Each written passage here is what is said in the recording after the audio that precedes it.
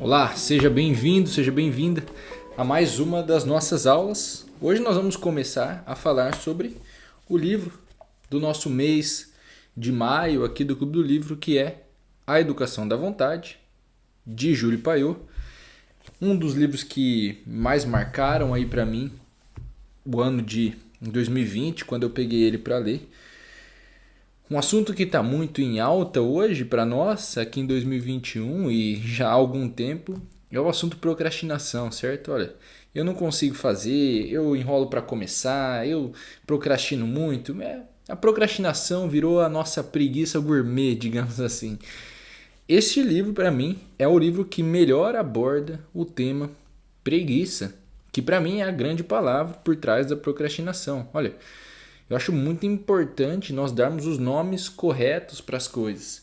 E um desses nomes corretos para mim é justamente chamar a preguiça de preguiça e não por um outro nome. Então esse livro traz uma clareza muito grande em cima disso, a partir do ponto de vista de Jules Payot, né? Esse francês. Rapidamente, né, não temos muita coisa a saber sobre ele que vai interferir na nossa interpretação do texto. Só alguns pontos que eu separei aqui. Olha, veja, Júlio Paiô é um pedagogo, ele é formado em letras e ele vai se tornar um filósofo, porque ele vai defender algumas ideias importantes ali para ele naquela época. A primeira ideia importante que ele defende é da educação da vontade, que é o nome do livro, que se submete, né? Então eu educar a minha vontade para se submeter à minha razão. Júlio Paiô defende muito uma educação racional, ajudar os estudantes a se utilizarem da sua razão, essa coisa que nos separa dos animais, para todo o resto. Então, a partir disso, ele se torna defensor de uma educação que promova a paz no mundo, ou seja, uma educação contra a guerra. Ele tenta colocar essas ideias dentro ali da sociedade de professores, ali de filósofos da França, para tentar propagar isso nas escolas, nos colégios, e fazer uma educação que leve o ser humano ali, o francês, a ser capaz de evitar a guerra através da razão, do uso da razão, e ele querer propagar isso, claro, para todo o mundo, né? Esse é um dos pontos. E a segunda coisa importante, né, interessante que a gente tem a saber, é que o Júlio Paiô defende também a separação da educação e da religião, né? Então, uma escola laica. Ele, apesar de ser um católico, ele defende que as escolas não ensinem, não seja uma escola que educa o aluno para, né, o céu, para a transcendência, mas que a escola eduque o aluno para ser um ser humano aqui na Terra. E que ela ensine, né? Eu parafraseei aqui, olha, ele diz, a escola deve levar o aluno a observar a experiência, a reflexão e a razão, e não mais ser ensinado somente pelos dogmas. Então, sabendo disso, essas são as principais informações que a gente tem para guardar sobre o Paiô. Olha, não são tão relevantes, é importante só para a gente saber. Ele tinha um grande apreço pelo uso da razão. A gente vai ver que o livro, A Educação da Vontade, ele é pautado nesse sentido. Olha, ele sabe que o uso da razão é importante, né?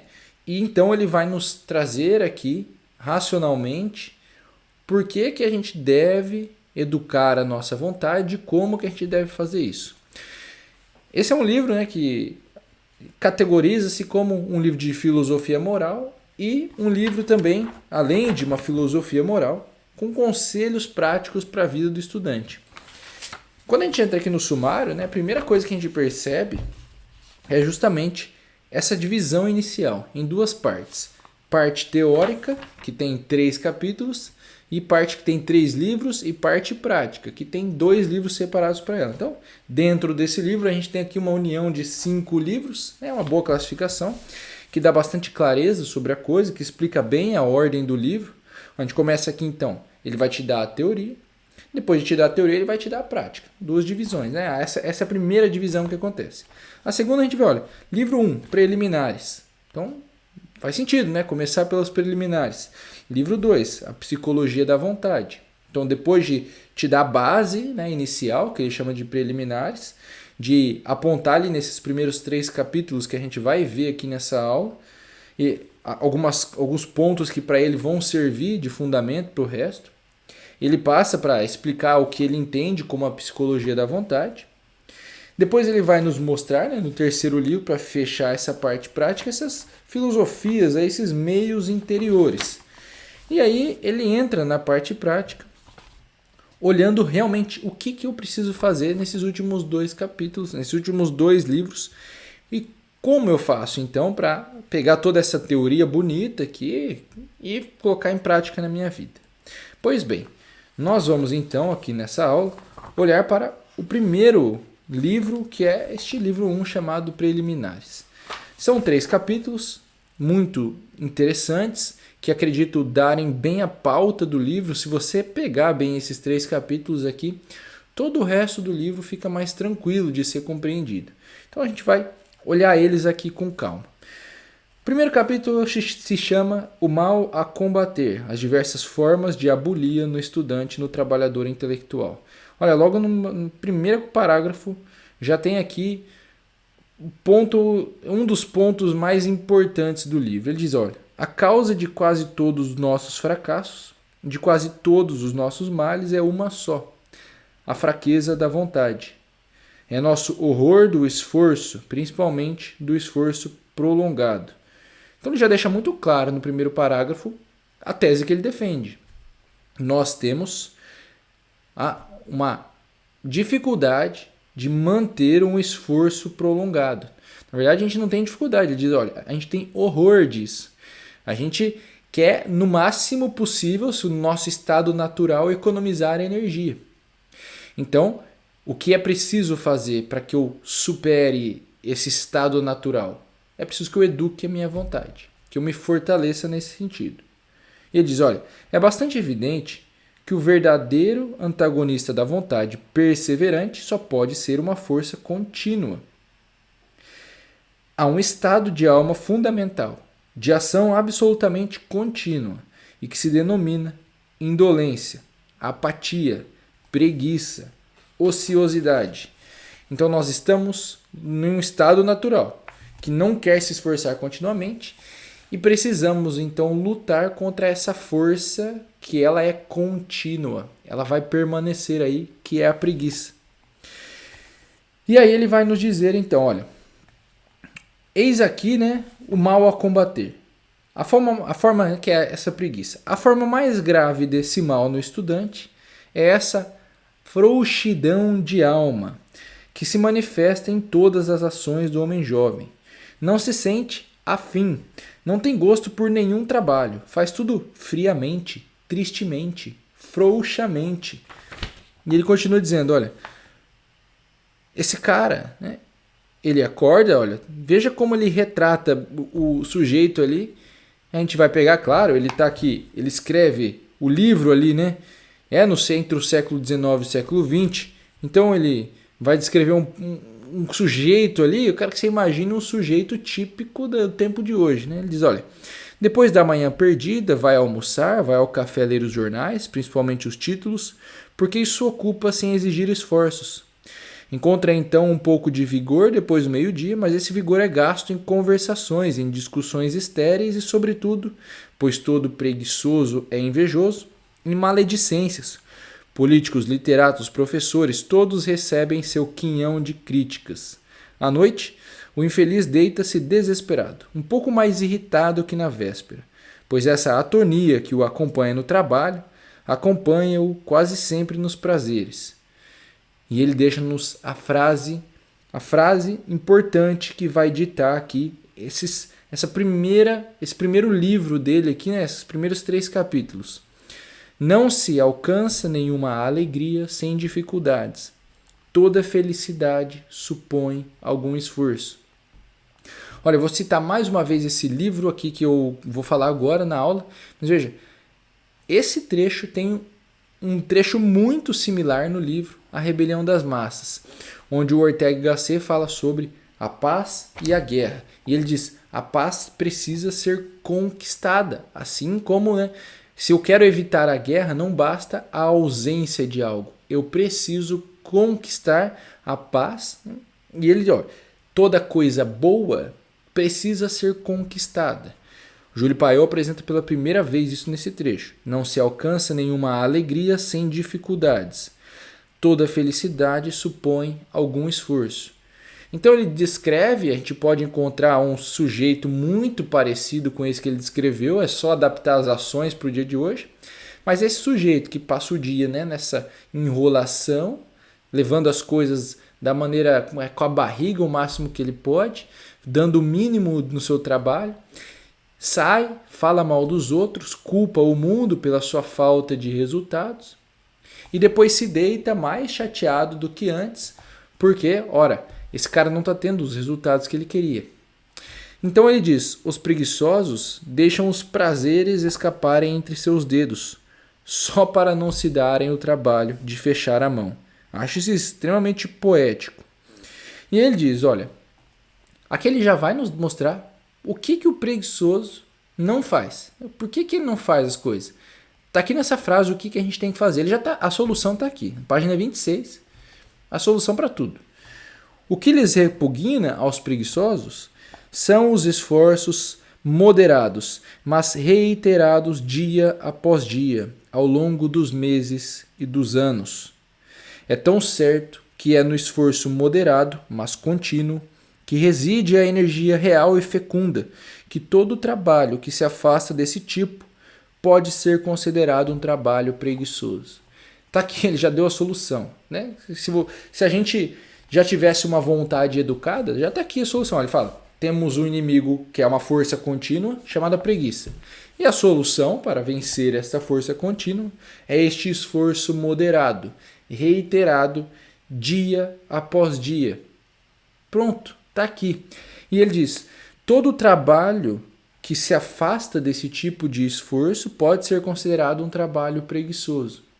Isso é muito interessante, porque na página seguinte, ele já diz aqui, a energia da vontade traduz-se menos pelos múltiplos esforços que pela orientação ao mesmo fim de todas as potências do espírito. Vou refrasear esse negócio. Está dizendo, a sua energia da vontade, ela é representada pela sua capacidade de direcionar múltiplos esforços para um fim único, em vez de você se preencher de um monte de coisas no dia. Não basta ser ocupado, é preciso conseguir colocar esse trabalho em uma direção. Aqui mais à frente, no segundo capítulo, a gente vai ver que ele vai adicionar duas coisas, a direção, e a gente vai chegar ali, encontrar algo que eu separei aqui como 3 máximas do seu trabalho, dos seus esforços, para você olhar hoje na sua vida e já notar. Será que eu estou seguindo essas 3 máximas e com isso vencendo essa preguiça que às vezes se apresenta em não fazer nada, às vezes se apresenta mascarada na minha mania de me ocupar com um monte de coisas só para fingir que eu estou produzindo, digamos assim. Às vezes a gente faz isso, inclusive, sem querer. Então, começando o segundo capítulo, que se chama O Objetivo a Atingir, tem uma frase aqui ele diz logo no comecinho, não se pode edificar nada, sob nenhum ponto de vista, sobre o homem fraco. Olha, um homem fraco, ele certamente é representado por este homem com falta, com essa ausência de vontade. Um homem fraco é aquele que não tem força de vontade. Por quê? Porque a gente vê, por exemplo, na teoria das 12 camadas da personalidade, do Olavo de Carvalho, que a força de vontade, ela é fortalecida, desculpe a redundância aqui, mas a nossa vontade, ela é fortalecida conforme a nossa personalidade amadurece. Então, conforme eu avanço nas camadas de personalidade, conforme eu fico mais maduro, mais eu construo a minha vontade, mais eu fortaleço a minha vontade. E com isso, eu vou me tornando, aos poucos, um homem forte. E a coisa como ele vai dizer aqui muito em breve aqui no livro. Inclusive, deixe-me encontrar a parte que ele fala sobre isso. Como ele diz aqui logo à frente, no 3º capítulo, olha, ele fala o seguinte: não é possível tornar-se senhor de si mesmo, né, assim, né, por um fiat. É uma expressão francesa, assim, ó, de uma hora para outra, da noite para o dia, a gente pode traduzir. Nosso aperfeiçoamento pessoal será uma obra de paciência. Se você leu a Vida Intelectual, você se lembra que numa das primeiras páginas o Sertiange pega uma frase que diz: o gênio é uma longa paciência. Ora, ali ele estava falando aparentemente desse, né, ser humano que se constrói com inteligência, que aprimora seu intelecto. Aqui o Júlio Paiô está falando da vontade. Olha, nosso aperfeiçoamento pessoal será uma obra de paciência. A nossa construção de uma personalidade madura, que, portanto, apresenta uma força de vontade, é forte mesmo, né? Não é fraco, é uma obra que exige paciência. É aquele esforço contínuo de moderado e reiterado dia após dia. Então veja, ele diz aqui: devemos entender por trabalho intelectual o estudo da natureza ou das obras de alguém, ou uma produção pessoal. Está aqui a definição de trabalho intelectual para Júlio Paiô. A gente já leu a Vida Intelectual, a gente já leu o Trabalho Intelectual. Agora, lendo lendo a Educação da Vontade, fechamos, né, esse nosso aparato de conhecimento sobre o que é o trabalho intelectual. E aí ele fala: em última instância, o que nós necessitamos no trabalho é de atenção. Trabalhar é estar atento. O objetivo a atingir, portanto, é conseguir fazer esforços de atenção intensos e perseverantes. Mas os esforços intensos e perseverantes não bastam. Eles podem ser anárquicos e dispersos, portanto, devem também ser orientados para um mesmo objetivo. Aqui, dessa parte, então, lembra que a gente falou agorinha sobre direção. É a primeira coisa que ele apresenta. E aqui ele apresenta os outros dois. Né? Para mim, formam as 3 máximas aí que vão fortalecer a nossa vontade, que, por consequência, vai fortalecer a nossa atenção. Intensidade, perseverança e direção. É uma pergunta que eu me faço sempre.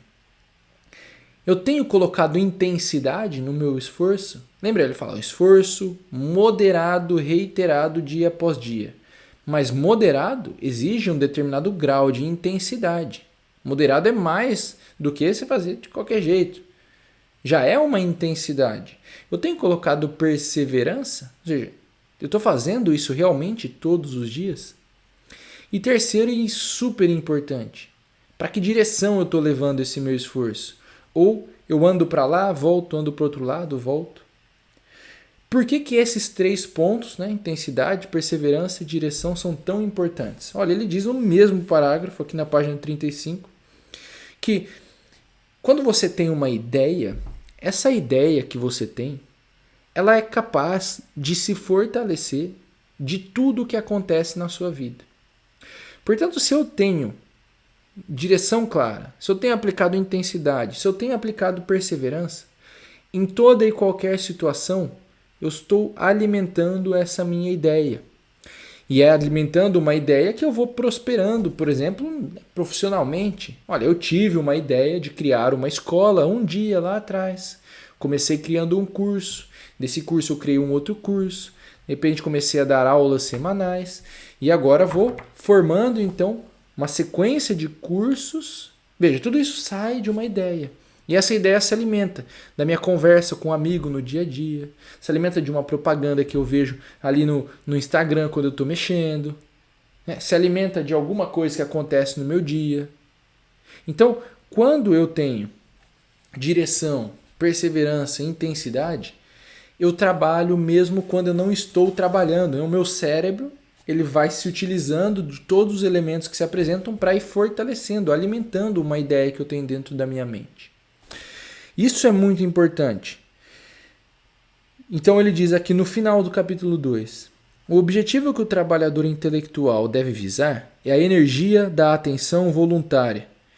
Energia que se traduz não somente pelo vigor, pela frequência dos esforços, mas também, e sobretudo, por uma orientação muito clara de todos os pensamentos para um fim único e pela subordinação, durante todo o tempo necessário, de seus sentimentos e ideias à grande ideia diretriz dominadora para a qual trabalha.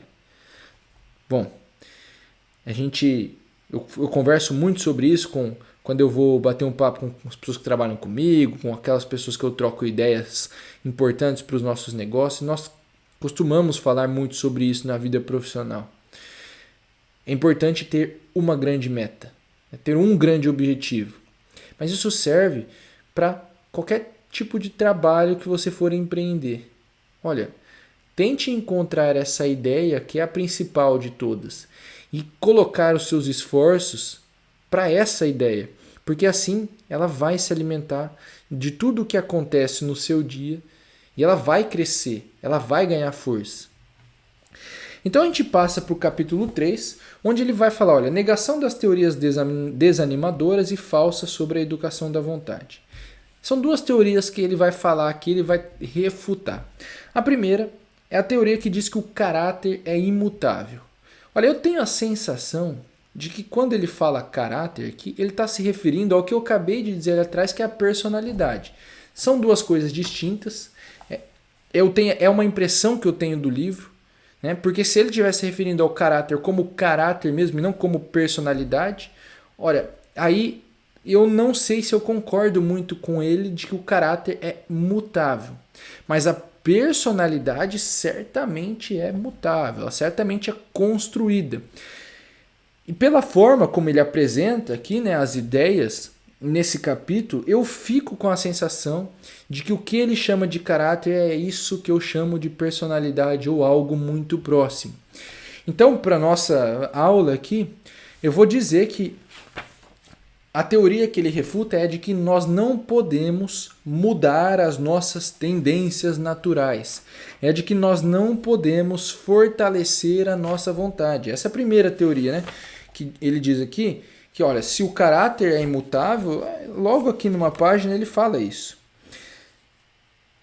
Uma vez descidos ao mundo do espaço e do tempo, nosso caráter e, portanto, nossa vontade permanece o mesmo, sem que possamos modificá-lo por pouco que seja. Né? Ele tira isso de Kant.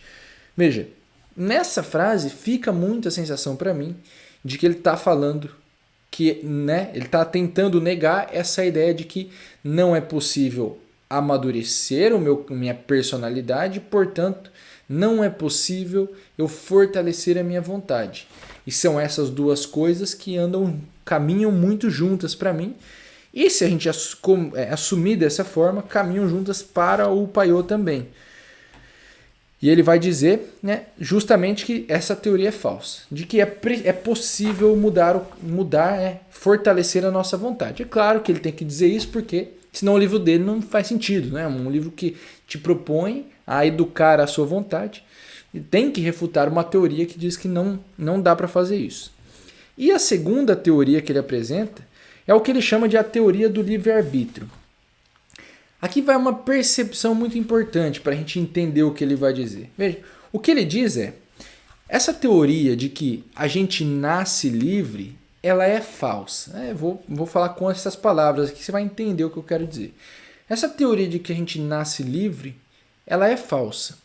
Nós precisamos conquistar essa liberdade através da educação da nossa vontade, através do domínio dos nossos desejos, através do domínio das nossas paixões, através do uso da razão.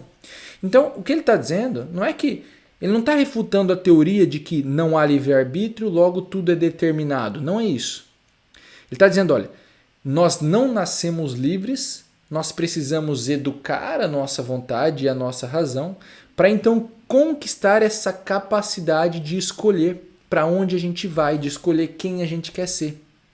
Veja, é uma continuação da teoria que ele acaba de falar. Olha, se eu assumo que é possível amadurecer, que é possível fortalecer a minha personalidade, então eu consigo mostrar em seguida que eu não nasci com isso construído. Eu preciso fortalecer isso e daí sim eu vou conquistar a liberdade. E é daí que ele diz, olha, nosso aperfeiçoamento pessoal será uma obra de paciência. Veja o que ele diz. A liberdade moral, como a liberdade política, como tudo aquilo que tem valor neste mundo, deve ser conquistada com muita luta e incessantemente preservada. Aqui que eu também vejo, me lembro novamente da Rebelião das Massas de Ortega y Gasset, quando ele mostra esse trecho sobre paz e guerra. Olha, nós precisamos conquistar isso com o trabalho. Não, a ausência de guerra não necessariamente significa paz. Então aqui ele está dizendo, olha, a liberdade, como tudo que tem valor, deve ser conquistada com muita luta e preservada. É a recompensa dos fortes, dos hábeis, dos perseverantes.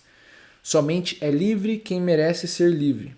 A liberdade não é nenhum direito, nenhum fato. Ela é uma recompensa. A mais alta recompensa. A mais fecunda infelicidade. Está aqui. É isso que ele quer dizer nessa parte. Olha, meu amigo. A liberdade ela é conquistada através da educação e do fortalecimento da sua vontade. Se não for assim, você não é de fato livre. Esse é o objetivo aqui. Então, ele termina o terceiro capítulo dizendo: para assegurar nossa liberdade, basta que nossa imaginação seja capaz de conceber um plano de vida a realizar.